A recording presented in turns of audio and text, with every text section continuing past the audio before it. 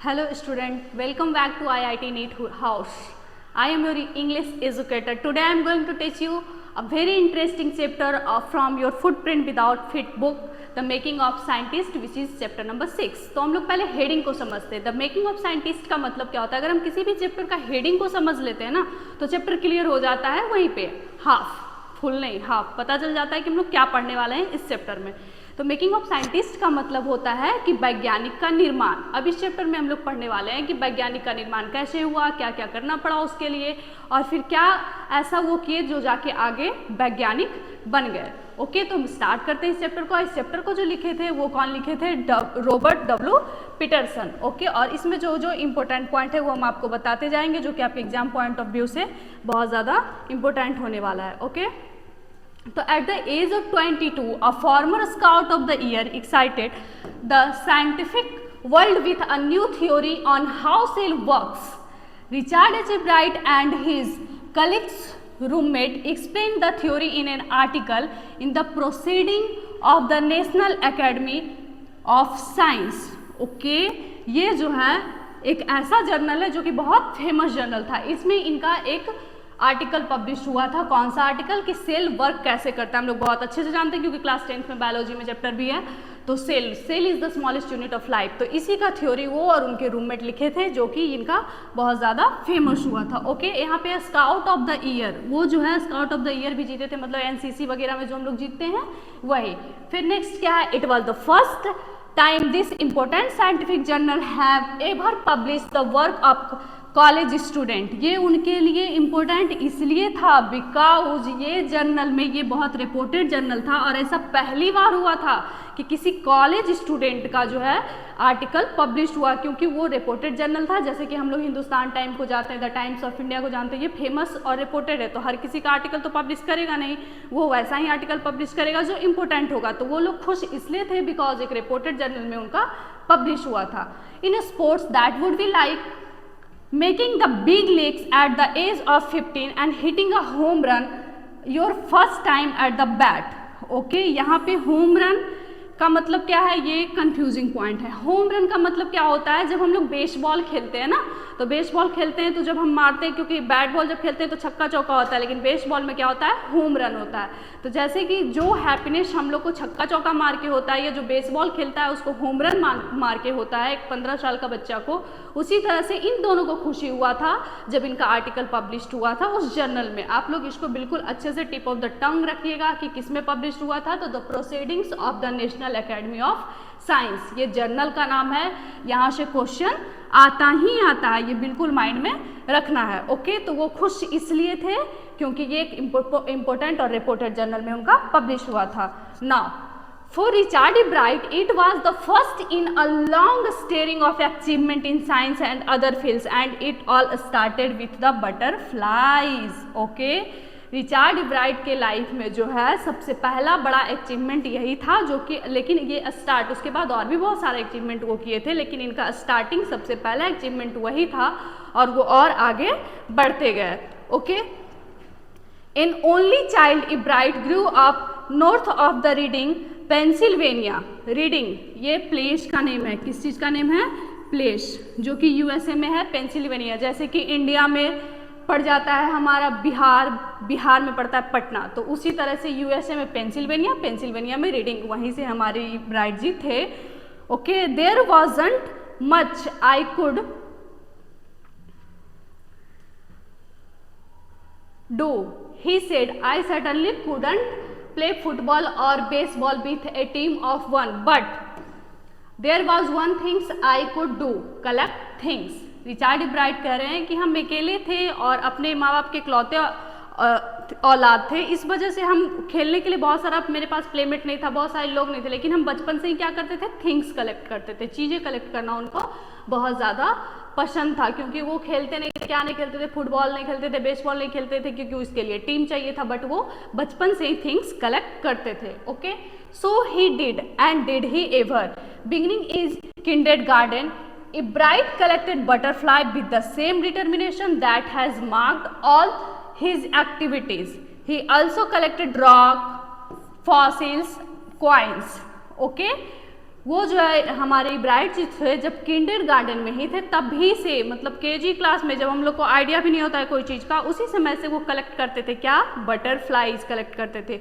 उसके अलावा वो क्या क्या कलेक्ट करते थे, यहाँ से भी क्वेश्चन आता है, क्या क्या कलेक्ट करते थे वो, rock, fossils and coins. Okay, तो 2 इंसिडेंट अभी तक में आप लोगों को याद रखना है। पहला इंसिडेंट वो याद रखना है जो 22 ईयर के एज में उनका कहाँ पे पब्लिश हुआ था, और क्या 22 ईयर वाला कौन से जर्नल में पब्लिश हुआ था। दूसरा इंसिडेंट ये याद रखना है कि वो किंडरगार्टन में जब थे तभी से उनको कलेक्टिंग थिंग्स पसंद था, क्या क्या कलेक्ट करते थे, रॉक, फॉसिल एंड क्वाइन। इतना दूर में ये सारा चीज़ हम लोगों को याद रखना है। A home run in the game of baseball is when the batter scores a run after running safely around all base and back to the home plate without stopping. A ball hit out of the playing field is also called the home run.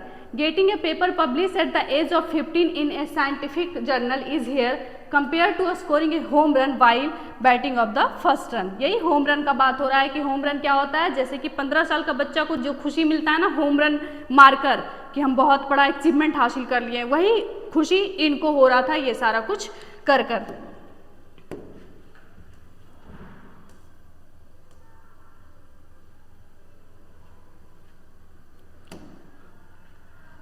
From the first had a driving curiosity along with a bright mind. Driving curiosity का मतलब क्या होता है कि ये इनका जो starting से था वो माइंड क्या था, ड्राइविंग क्यूरियोसिटी का मतलब होता है जिज्ञासा, किसी चीज़ को करने का।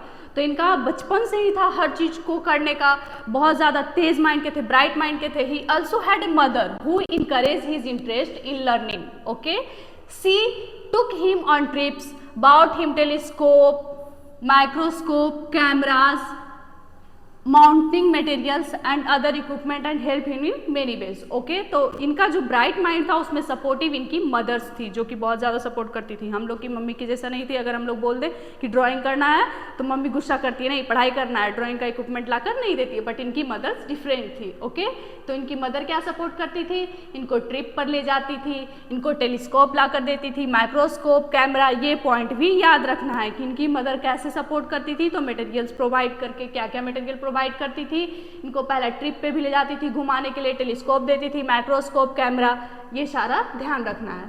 I was his only companion until he started school, his mother said. उसकी मदर कह रही है कि उसका हम ही एक इकलौता कंपेनियन थे जब तक कि वो स्कूल नहीं गया था, तो हम ही उसके साथ रहते थे और उसका हर चीज़ में हेल्प करते थे। After that I would bring home friends for him. इसकी मम्मी बहुत अच्छी थी, इसकी मम्मी इसके दोस्तों को भी घर पर बुलाया करती थी जब वो स्कूल जाने लगा था। हमारे दोस्त आ जाए तो हमारी मम्मी हम लोग पे गुस्सा करती है ना, बट इसकी मम्मी ऐसी नहीं थी। But at the night we just did things together.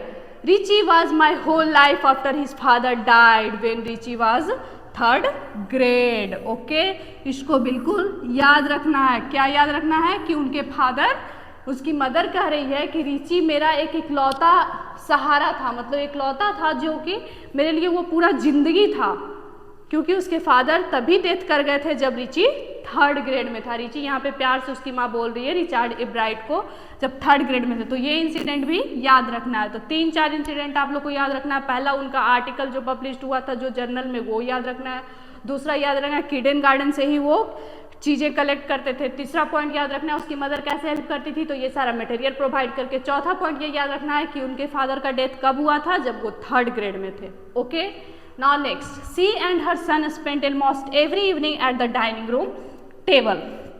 If he didn't have things to do I found work for him, not physical work but learn things.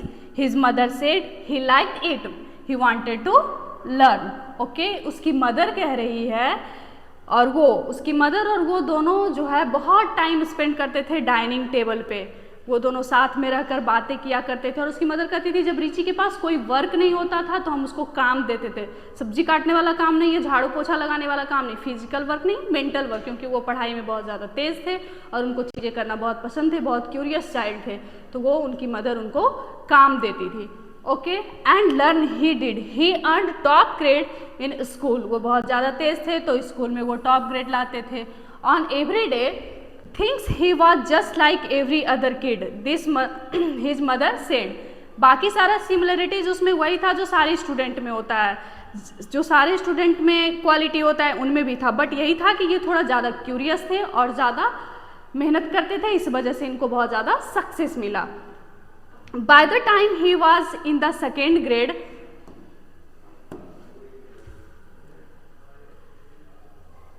by the time he was in the second grade, Bright had collected all 25 species butterfly found around his hometown. Okay, तो हम लोग को ये भी ध्यान रखना है, इस पॉइंट में भी, यहाँ पे भी याद रखना है कि जब वो सेकेंड क्लास में, थर्ड ग्रेड में क्या हुआ था, उनके फादर का डेथ हुआ था, जबकि सेकेंड ग्रेड में थे तो उस समय तक ही ये 25 स्पेसीज कलेक्ट कर चुके थे, जो भी उनके घर के पास स्पेसीज अवेलेबल होता था बटरफ्लाई का, तो बटरफ्लाई का 25 स्पेसीज वो कलेक्ट कर चुके थे जब वो ग्रेड सेकेंड में थे, क्योंकि वो स्टार्टिंग कब से कर चुके थे बटरफ्लाई का कलेक्शन, जब वो किंडर गार्डन में थे। ओके, ये सारा स्पेसीज का नेम है जो आप लोग देख लीजिएगा, इसमें कुछ भी एग्जाम में नहीं आता है तो इसको हम स्किप करते हैं। That probably would have been the end of my butterfly collecting, he said, but then my mother got me a children's book called The Travels of Monarch X. That book, which told how monarch butterfly migrated to Southern America, opened the world of science to the eager young collector. Okay, probably का मतलब क्या है, यहाँ पे ये बोल रहे हैं रिचर्ड ए ब्राइट कि वो हमारा जो है एंड नहीं हुआ था, बस होने ही वाला था कि अब हम, क्योंकि वो बटरफ्लाई बहुत, जितना भी उनके आसपास में बटरफ्लाई का स्पेसीज था सारा वो कलेक्ट कर चुके थे, एंड होने ही वाला था। तो उसकी मदर बहुत इंटरेस्टिंग थी, उसको हर चीज़ में पुश करती थी, हेल्प करती थी, तो उसकी मदर एक बुक ला कर देती। उस बुक का नाम क्या था? Travels of monarch x. इसको भी बिल्कुल ध्यान में रखना है, बुक का नाम क्या था? The travel of monarch x. Okay, उस बुक में क्या दिया हुआ था? बटरफ्लाइज के बारे में दिया हुआ था, और ये भी दिया हुआ था कि बटरफ्लाई जो है, मोनार्क बटरफ्लाई है, वो माइग्रेट करके कहाँ जाता है? सेंट्रल अमेरिका जाता है, जो कि इनको बहुत इंटरेस्टिंग लगा और ये सोचे कि हम इसमें पढ़ें कि आखिर ऐसा क्या है, कैसे माइग्रेट करता है और कैसे जाता है। वो उसके बारे में जानने के लिए बहुत ज़्यादा इच्छुक थे। ईगरली यंग कलेक्टर मतलब कि बहुत ज़्यादा इच्छुक थे उसके बारे में, पूरा लाइफ साइकिल जानने के बारे में कि वो कैसे माइग्रेट करता है। At the end of the book, readers were invited to help study butterfly migration. They were asked to tag butterfly for research by Dr. Frederick A. Urquhart. Dr. Frederick A. Urquhart, University of Toronto, Canada. ये भी important point है, याद रखना है। तो वो जो book था ना, the travel of monarch x, उसमें लास्ट में इनवाइट किया गया था रीडर को कि आप भी जो है मोनार्क एक्स को टैग करके, जो हम लोग टैग लगाते हैं ना किसी चीज़ में, स्टिकर टैग करके उसको भेजना है। ओके, वो कौन थे? उस बुक के राइटर कौन थे? तो फेडरिक यूर्कहार्ट, जो कि क्या थे? प्रोफेसर थे। कौन से यूनिवर्सिटी में?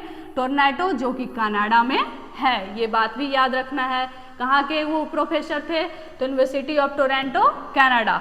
ए brides mother road to Dr. Urquhart, and soon Bright was attaching light adhesive tags to the wings of the monarch. Anyway, who found a tagged butterfly was asked to send the tag to the Dr. Urquhart. Okay, अब वो जो उसकी mother थी, उसकी mother तो हर चीज़ में help करती थी, तो उसकी मदर यूर्कहार्ट को लिखी लेटर कि हमारा ये ब्राइट जो है वो इंटरेस्टेड है और ये काम को करेगा। और लास्ट में ये भी लिखा हुआ था, जिस किसी को भी टैग बटरफ्लाई मिले तो वो डॉक्टर यूर्कहार्ट तक पहुँचा दे। The butterfly collecting season around reading last 6 week. Reading, ये प्लेस का नाम है। Reading last 6 week in the summer. वहाँ का जो इन्वायरमेंट था, उस इन्वायरमेंट में समर के 6 वीक, लास्ट 6 वीक में ही बटरफ्लाई मिलता था, उसी समय हम लोग कलेक्ट कर सकते थे। If you are going to chase, that means catch, chase them one by one, you won't catch very many. ये तो हम लोग भी जानते हैं, बटरफ्लाई कलेक्ट करना या पकड़ना कितना ज़्यादा डिफिकल्ट होता है। तो यहाँ पे वही कह रहे हैं राइटर कि अगर हम लोग 1 बाय 1 कलेक्ट करने जाएंगे या पकड़ने जाएंगे ना बटरफ्लाई को, तो बहुत ज़्यादा नहीं पकड़ पाएंगे, बहुत ही कम ही पकड़ पाएंगे। So the next step for Bright was to raise a flock of butterfly. Flock of butterfly यहाँ पे कलेक्टिव नाउन है, दैट मीन्स कि group. Flock of butterfly that means group of butterfly.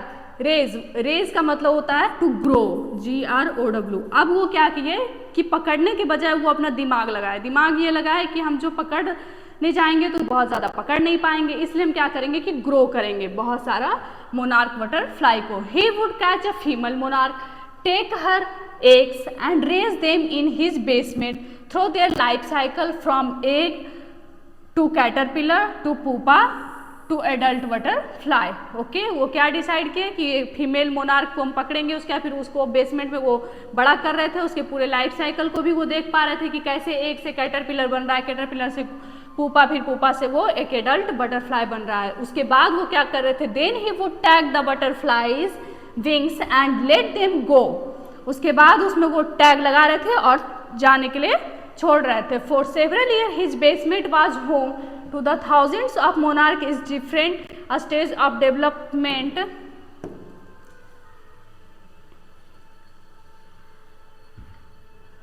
उसके बाद फिर ये बहुत टाइम तक ये काम करते रहे, उसके डेवलपमेंट को भी जज करते रहे। Eventually I began to lose interest in tagging butterflies. It's tedious and therefore there's not much feedback, a bright said। अब क्या हुआ, tedious that means हो जाता है कि काम करके जब हम लोग किसी चीज़ में बोर हो जाते हैं ना, टायर्ड, वही है। तो यहाँ पे वो उनके लिए अब बोरिंग होने लग गया था। वाई बोरिंग, कोई भी काम हम लोग के लिए कब होने लगता है, जब किसी चीज़ में फीडबैक नहीं आता है। तो वो जो लिखा गया था लास्ट में कि हमारे पास पहुँच जाएगा, तो ये उनके लिए अब बोरिंग हो गया था क्योंकि वैसा कोई फीडबैक आया नहीं था। A bright said in all time I did it he laughed only 2 butterfly I had tagged very captured and they were not more than 75 miles from where I lived। ये पॉइंट को भी याद रखना है, कितना माइल उनके घर से कितना दूरी पे वो इतना सारा बटरफ्लाई वो लंबे टाइम से कलेक्ट कर रहे थे, जनरेट कर रहे थे बेसमेंट में, उसके बाद टैग लगा कर भेज रहे थे। लेकिन वो क्या देखे कि बस 2 बटरफ्लाई ही था जो कि मात्र उनके घर से 75 माइल की दूरी पे ही उनको मिल गया। इस वजह से उनका इंटरेस्ट लूज हो रहा था कि बहुत ज़्यादा इससे फीडबैक नहीं आ रहा है, तो कोई फ़ायदा ये काम करके नहीं है।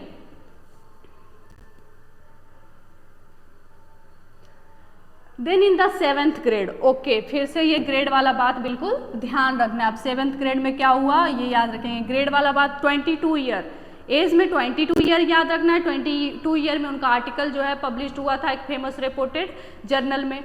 जर्नल मतलब होता है newspaper, okay. And then 2nd grade में वो 25 स्पेसीज कलेक्ट कर चुके थे। फिर तीसरा पॉइंट हम लोगों को क्या याद रखना है कि वो क्लास 3rd में जब थे तो उनके फादर का डेथ हो चुका था। अब आ गया है क्लास 7th। जब वो क्लास 7th में थे देन क्या हुआ था, got hint in the what real science is when he entered a county science fair. County science, county का मतलब होता है regional, REGIONAL, local, okay. And lost, उनको तब पता चला कि रियल साइंस क्या होता है जब वो एक काउंटी साइंस फेयर में पार्टिसिपेट किए, होता है ना साइंस एक्सविजन टाइप का, तो वो जब उसमें पार्टिसिपेट किए तब उनको पता चला कि रियल साइंस क्या होता है। हम जो है ऐसे ही कुछ पढ़ रहे हैं, ऐसा करने से ये कोई साइंटिस्ट या कोई बहुत बड़ा अचीवमेंट हम नहीं कर रहे हैं। It was really a sad feeling to sit there and not get any things while everybody else had won something. A bride said his entry was slide of frog tissue which he sewed under a microscope. He realized the winners had tried to do real experiment, not simply make a neat display, okay। अब ये इनको क्या realise हुआ, इनको बहुत बुरा feel हुआ, बहुत ज़्यादा उदास हुए जब ये देखे कि हम तो कुछ भी नहीं जीते, बाकी सारे लोगों को प्राइज मिला है और ये कुछ नहीं जीते क्योंकि ये रियल एक्सपेरिमेंट नहीं किए थे। ये एक्सपेरिमेंट बस क्या किए थे कि फ्रॉग का जो टिश्यू था उसको बस वो दिखा रहे थे माइक्रोस्कोप से कि फ्रॉग का टिश्यू ऐसा होता है, तो ये तो कोई रियल एक्सपेरिमेंट नहीं है, इस वजह से वो नहीं सीखे। आगे क्या होता है, already the competitive spirit that drives Richard bright was appearing। I knew that for the next year's fair I would have to do a real experiment, he said। The subject I knew most about the insect work I had been doing in the past several year. अब क्या, जब किसी को भी झटका लगता है ना तब समझ में आता है कि हम लोगों को क्या वर्क करना है और किस पे करना। तो ये इनको बहुत ज़्यादा दिल पे लग गया कि हम नहीं जीत पाए, तो वो ये क्या किए, ये कॉम्पिटिटिव स्पिरिट, दैट मीन्स कि उनके बारे में बता रहा है ब्राइट के बारे में कि उनका जो स्पिरिट था, आत्मा जो था, ये अंदर से बहुत ज़्यादा कॉम्पिटिटिव थे, हमको ये करना है वो करना है, क्यूरियस थे। तो वो ड्राइव्स किया उनको, ब्राइट को ये धक्का लगने के बाद क्या कि अब हम रियल एक्सपेरिमेंट करेंगे और नेक्स्ट ईयर क्योंकि बराबर होता रहता था उनके रीजन में, तो वो ये सोचे कि अब इस बार हम कुछ रियल एक्सपेरिमेंट करके दिखाएंगे। So he wrote to Dr. Euchardt for idea, and back came to a stack of suggestion of experiment. Those kept Ebright busy although high school and led to prize project in the county and international science fair. Okay, so जो है ना वो doctor यूखार्ट को letter लिखे idea के लिए कि आप हमको कुछ आइडिया दीजिए कि हम किस चीज़ पे एक्सपेरिमेंट करें, क्या करें और क्या सही रहेगा। उसके बाद फिर वो क्या किए कि नेक्स्ट ईयर फिर से पार्टिसिपेट किए और वो इस बार जीते। ओके, तो 7th ग्रेड में इनके साथ क्या हुआ था, हार गए थे, धक्का लगा था। 7th ग्रेड में उनको क्या लगा था, धक्का, कि हम कुछ बहुत ज़्यादा अचीवमेंट नहीं किए हैं और हम कोई रियल एक्सपेरिमेंट नहीं कर रहे हैं। तो वो फिर से उस पर वर्क किए और वो प्राइज जीत गया। फॉर हिज 8th ग्रेड, अब आ गया 8th ग्रेड। 2nd ग्रेड में 25 स्पेसीज, 3rd ग्रेड में death of father, and 7th grade में क्या हुआ था, वो हार गए थे साइंस फेयर में क्योंकि वो फ्रॉक पे बस टिश्यू का दिखा रहे थे इस वजह से। एंड 8th ग्रेड में वो क्या किए थे वो हम आगे बढ़ेंगे। Ebright try to find the cause of a viral disease that kills nearly all monarch caterpillars every few years. Okay, Ebright thought the disease might be carried by beetle.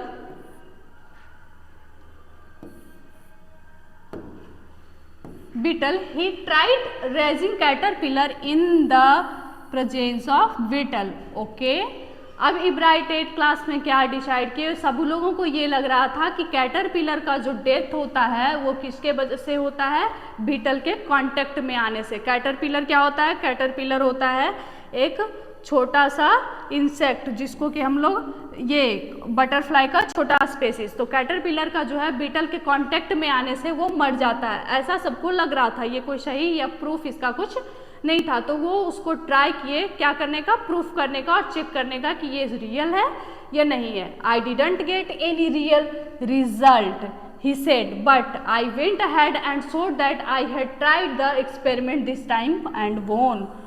Okay, तो वो जब ये रियल एक्सपेरिमेंट करके दिखाए, वो दोनों को पहले कांटेक्ट में लाए, इधर कैटरपिलर एंड, ठीक है तो बंद कीजिए।